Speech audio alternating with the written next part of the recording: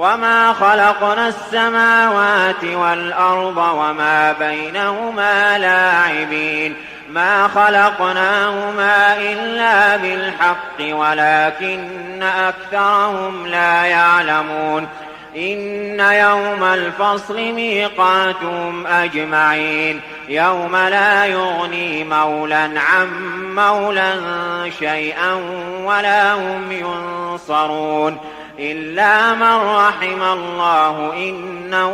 هو العزيز الرحيم إن شجرة الزقوم طعام الأثيم كالمهل يغلي في البطون كغلي الحميم خذوه فاعتلوه إلى سواء الجحيم ثم صبوا فوق رأسه من عذاب الحميم ذق إنك أنت العزيز الكريم إن هذا ما كنتم به تمترون إن المتقين في مقام أمين في جنات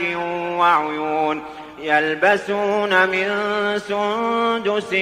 واستبرق متقابلين كذلك وزوجناهم بحور عين يدعون فيها بكل فاكهة آمنين لا يذوقون فيها الموت إلا الموتة الأولى ووقاهم عذاب الجحيم فضلا